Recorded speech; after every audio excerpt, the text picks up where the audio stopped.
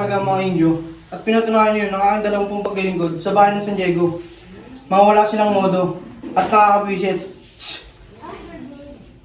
Makasalanan sila at di man lang nila alam ang opisyal. Hadi Damaso, tayo na sa bahay ng isang Indio. Aba, ano naman? Totoo naman na mga mamang sila. Magandang gabi sa inyo. Kinagagala ko nga palang ipakilala sa inyo ang anak ng aking mga kaibigan na si Crisostomo Ibarra. Magandang gabi sa inyong lahat. Padre Damaso, isang matalik na kaibigan ng aking ama. Padre Damaso, isang matalik na kaibigan ng aking ama. Hindi ako bingi. Narinig ko ang iyong sinasabi. At sa pagkakaalam ko, hindi ko naging kaibigan ng iyong ama. Paumanin po. Ikaw ba ang anak ni Don Rafael Ibarra? Hindi po kayo nagkakamali. Maligayang pagbabalik. Galing sa Europa. Kilala ko ang iyong ama. Tama na muna ang pag-uusap dahil nakanda ng inyong hapunan. Ano ba naman, Kapitan Tiago? Di mo man lang ako pakilala sa magandang binibini. Magandang gabi sa iyo. Ako si Crisostomo Ibarra.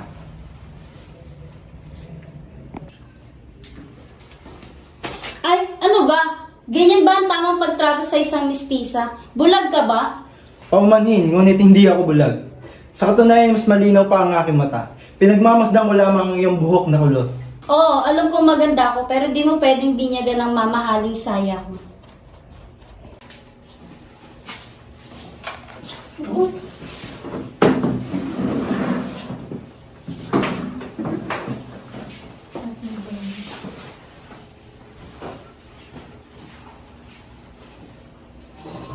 Padre Damaso, sige na.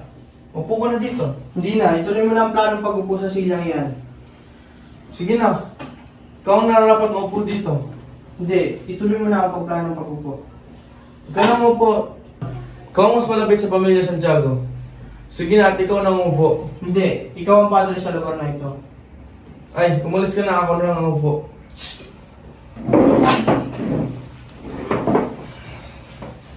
Crisostomo, kailan ka pumunta ng Europa? 7 taon pong nakaraan. Nakalimutan mo na siguro ang tungkol sa ating bansa. Sa totoo lang, iniisip ko ang Pilipinas. Ako yata ang nakalimutan ng bansang ito. Wala man lang akong natanggap na balita. At di ko man lang alam kung paano namatay ang aking ama. Ano naman ang pinakamagandang lugar na napuntahan mo? Pinag-aralan ko ang bawat bansa. At nalaman ko ang tema ng kabuhayan, politiko at reliyon. At ang pagkaalipin ng isang bansa. At nalaman ko din ang kalayaan. Yan lamang ang nalaman mo.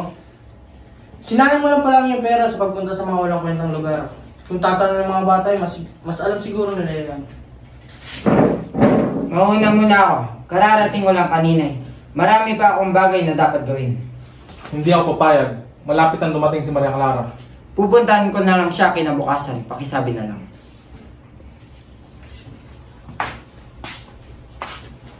Kita mo? Kita niyo? Ganyan mapapag-aralan nyo sa Europa pag pumunta kayo. Kung magiging isa ako sa gobyerno, papagbawal ko pagpunta doon.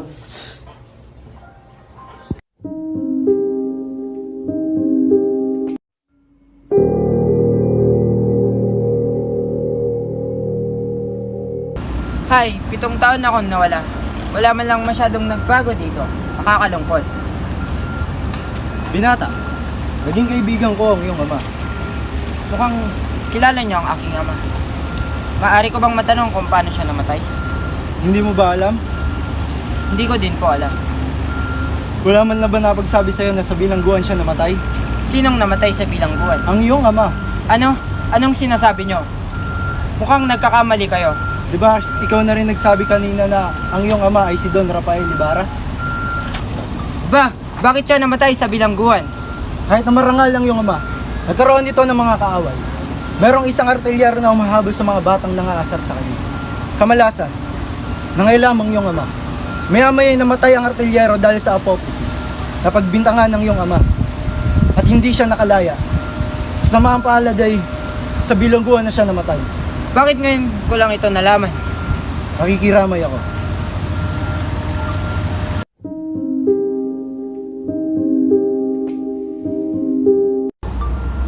Krisostomo o aking nag-iisang Krisostomo, sa dinami-rami ng mga babaeng nakilala mo sa iba't ibang bansa, nakalimutan mo ba ako? Makakalimutan ba kita? Wala akong kapangyarihan na ikay hindi isipin. Ang poetic incarnation ng aking bansa walang iba kundi ikaw. Lagi din kitang iniisip. Kahit napilit kong huwag kang isipin, ay hindi ko magawa. Naalala ko ng mga oras na nag-away tayo. Naalala mo yung isang araw na nagalit ka? Naglagay ng korona ng kahel ng dahon sa ibabaw ng iyong ulo. Kinuha iyon ng iyong ina. Diniktik ito. Ginawang gogo. Umiyak ka at ako na may tumawa kaya ikay nagalit.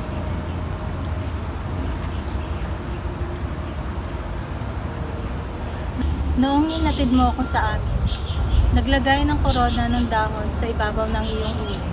Natuwa at nagpasalamat. Kaya iyon, nagbati ulit tayo. May ipapakita ako sa iyo.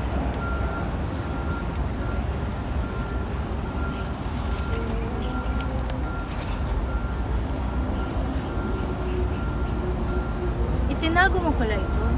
Yan ang dahon na inilagay mo sa ibabaw ng akin. Siguro nga'y napaka-importante ko sa iyo. Ako din, naalala ko ang mga sulat mong pamamaalam sa akin. Sabi doon, mahal kong Maria Clara, ikinalulungkot ko, kailangan ko nang umalis. Sabi ng,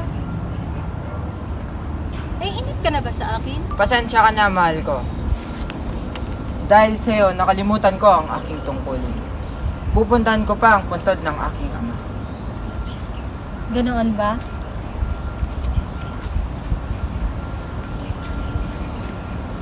Ito, ilagay mo sa puntod ng iyong ama. Mag-iingat ka. Mag-iingat ako palagi para sa iyo, mahal ko.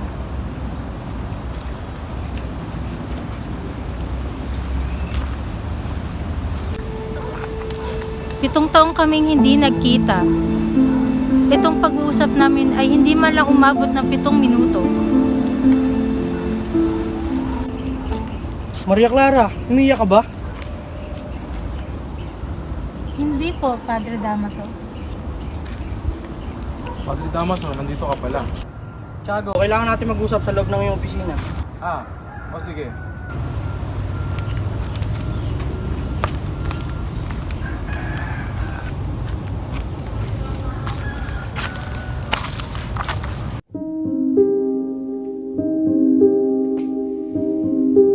Nandyan ang puntod ng iyong ama sa likod ng malaking krus, Senyor. Naalala ko, dito yon, pero nasira na yun. Nasaan yung puntod na may markang malaking krus na katulad nito? May mga bulaklak ding tumutubo doon. Yung kurus na sinunog, Sinunog? Bakit? dahil yun ang utos ng padre. May papakita mo siguro kung asan yung puntod. Wala na doon ang bangkay. Ano? Ano sinabi mo? Hangmang ka ba? Wala pang 1 taon simula nung nilibing yon. Yun ang utos ng padre. Nadalhin sa sementeryo ng check. Ginawa mo iyon. Huwag ka magalit, senyor, dahil hindi ko nilibing sa sementeryo ng check. Buti at hindi mo ginawa. Umulan kasi noon, kaya tinapong mo sa ilog. Ano? Napakalaki mong inutil. Leche! Walang iya ka! Anong karapatan mo at gawin niyon sa aking ama? Bitawan mo ako, hindi ako nagpakulong sa kanya. Hindi yon. Pinahukay mo siya at pinalipat sa ibang sementeryo. Ano? Hindi ako ang gumawa nun. Kung hindi ikaw, sino? Wala nang iba kundi si Padre Damaso.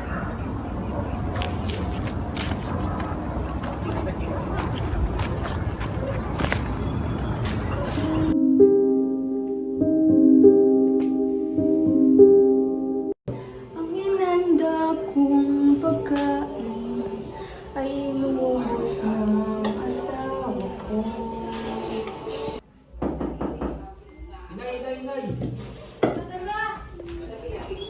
Ang anak ko! Inay, huwag kayo mag-alala, Inay. Ligtas si Crispin sa simbahan. Anong ginagawa niya doon? Ano nangyari sa'yo, anak? Nadaba ka ba? Pinaril ako ng barda, Inay. Butit man ligtas ka. Bakit nasimbahan si Crispin? Pinagbintangan po siya nagnakaw ng onsa. Nagnakaw? Mabait si Crispin. Hindi po mahirap lang tayo na agad ang pagbibintangan. Inay, Paano kaya kung kasapin ko ang anak ni Don Rafael Ibarra? Para matulungan tayo. Ayoko na maging sakristan. Magiging pastol ako ng Bakad Kalabaw. Kapag malaki na ako, hihiling ako kay Don Ibarra ng lupa. Pag-aaralan natin si Crispin sa Manila. Aawon din tayo sa hirap, inay. Oo, anak.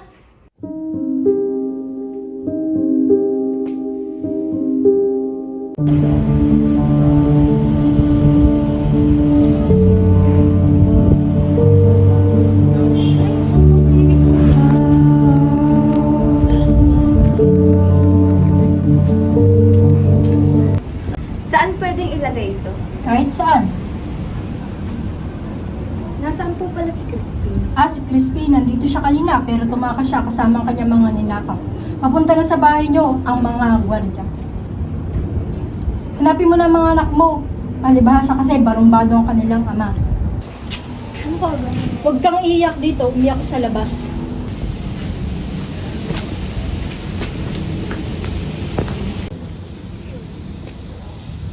Hoy! Sabihin mo totoo. At kung hindi, tatalikan namin sa puno. Ikaw ang ina ng mga magnanakaw kagabi. Ina na magnanakaw? Nasaan ang pera ng mga ninakaw ng anak mo kagabi? Hindi magnanakaw ang mga anak ko. Hindi porke mahirap lang kami na ganun pagbibintangan nyo. Maraming mahirap, pero hindi magnanakaw. Sumama ka sa amin! Bitawan niyo ako! Crispin? Basilio? Crispin? Basilio? Crispin? Basilio?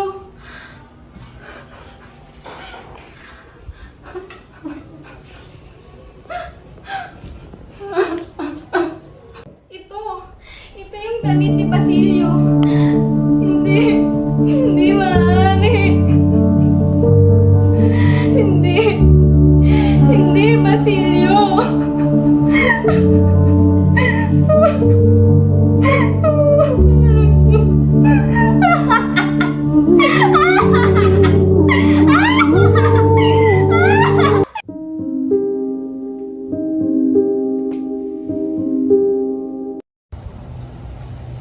Mahal kong Crisostomo.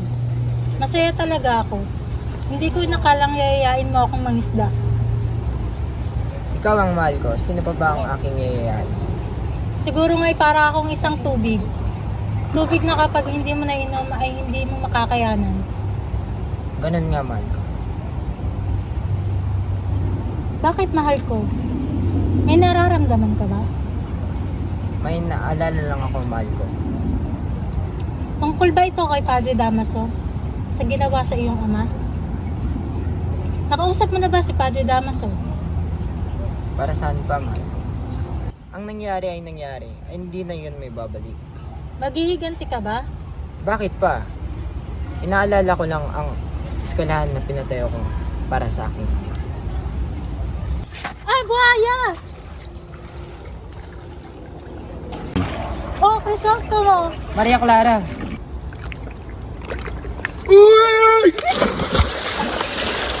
Mahal ko, anong gagawin natin? Pakiramdam ko ako'y aatakihin. Huwag kang mag-alala. Liligtas ko siya.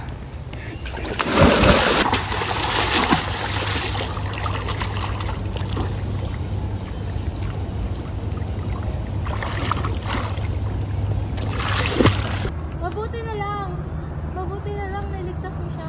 Okay ka lang, Igas. Okay lang ako, Senyor Ibarra. Salamat talaga. Utang ko sa iyo ang buhay ko. Mag-ingat ka lagi.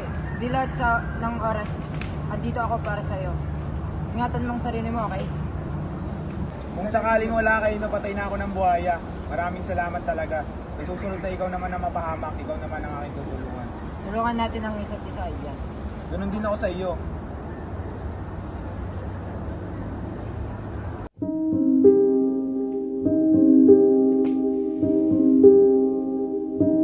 Kumain lang po kayo, Teniente at Padre Salve.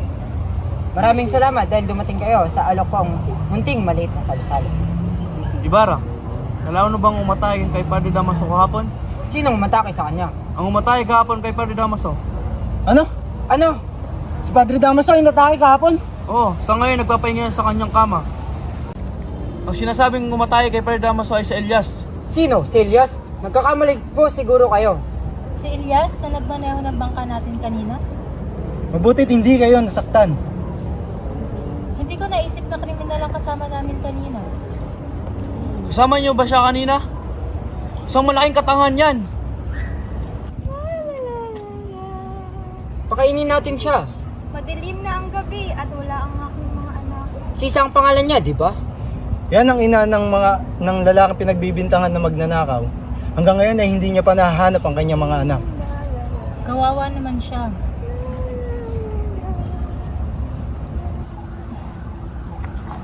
Sige, Crisostomo. At sasamahan ko na ang aking mga kaibigan. Maliligo na rin ako. Sige, mahal ko. Maligo ka ng mabuti. Maiwan ko na muna kayo. Sige, sige.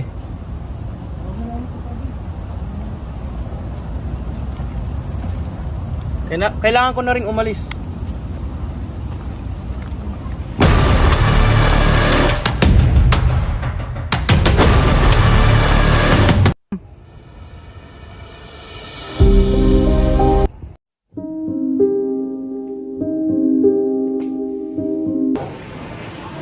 Senyor Ibarra, may bisita po kayo. Papasukin mo.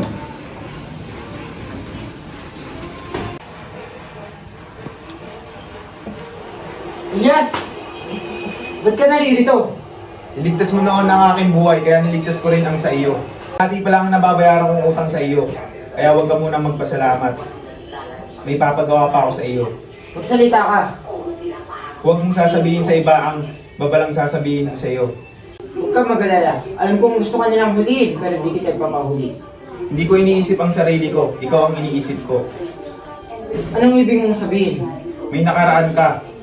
Ang lolo at ama mo'y may mga kaaway. Kilala mo ang kaaway ko. Kilala akong isa. Huwag mong kakalimutan ang mga sinabi ko sa iyo. Iligtas mo ang sarili mo para sa kapakanan ng bansa. Kailan tayo ulit magkikita? Kung kailan mo gusto, andito lang ako para sa iyo. Ililigtas kita. Babayaran ko ang utang ko habang ako'y nabubuhay. Ganoon din ako sa iyo, Elias.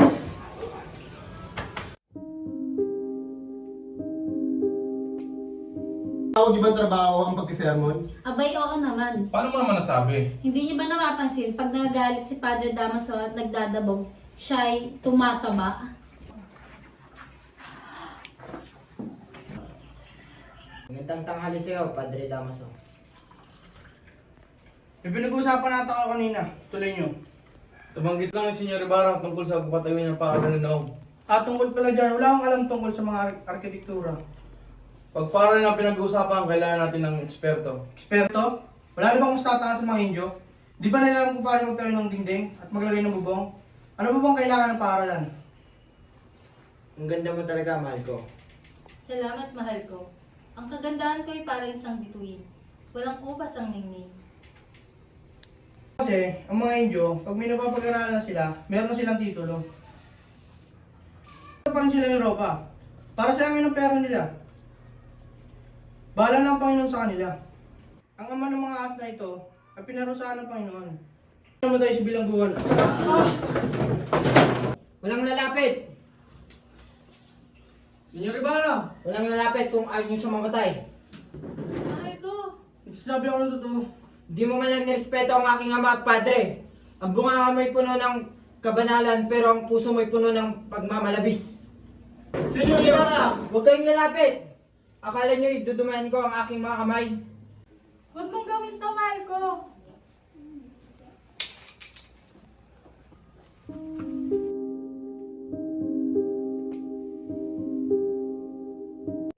Para magkaroon tayo ng kapayapaan, iurong ko na inyong kasal ni Senyor Crisostomo Ibarra.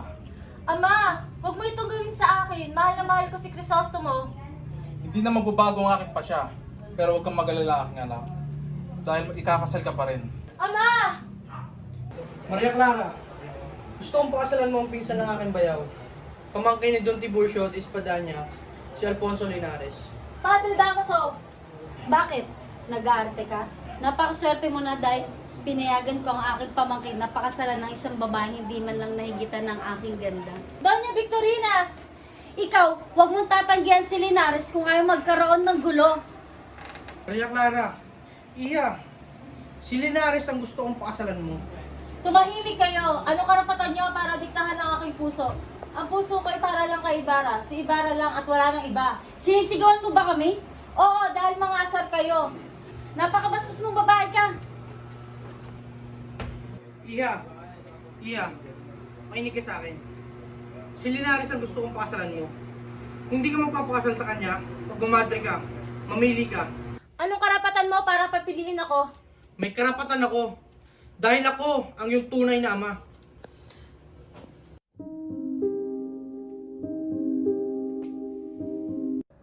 Makinig ka, Senyor Ibarra. Natago muna kita sa bahay ng kaibigan ko sa Mandaluyong. Para saan? Para mamuhay kasama estranghero? Para mamuhay ng mapayapa sa may kaibigan ka sa Espanya. Ilyas, maraming beses mo nang niligtas ang buhay ko. Malaki na ang utang na loob ko sa iyo. Totoong hindi ako magiging masaya sa aking bansa. Pero pwede akong mamuhay at mamatay sa Espanya para sa aking bansa. Nandun tayo nung nakaraang buwan, sa parehong buwan.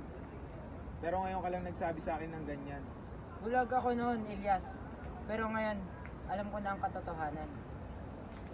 May paparating yata.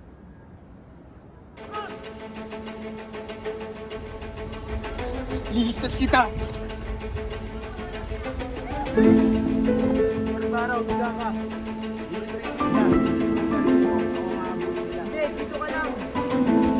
Magkita tayo sa puntang dalawa mo. Sisigas ka pa. Ayun siya! Ayun siya! Para masabi si Maria Clara!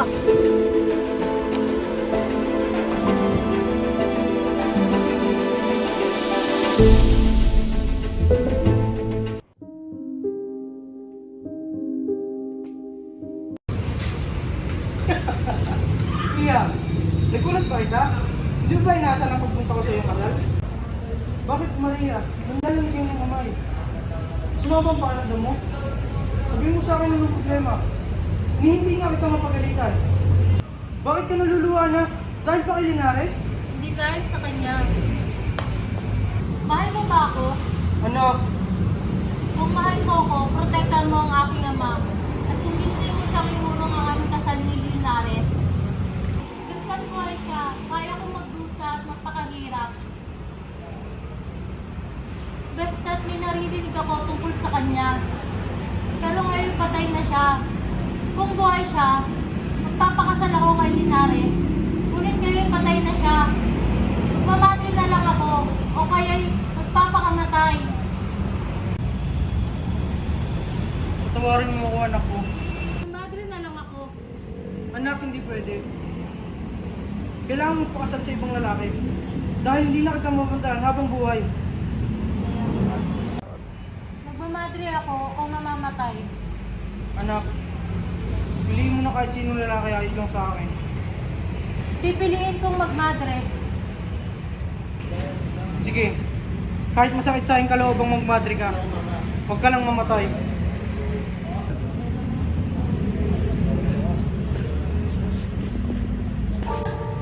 Ito nga pala ang Diyos na nagpaparusa. Sana'y ako na lang ang pinarusahan at hindi na ang aking anak.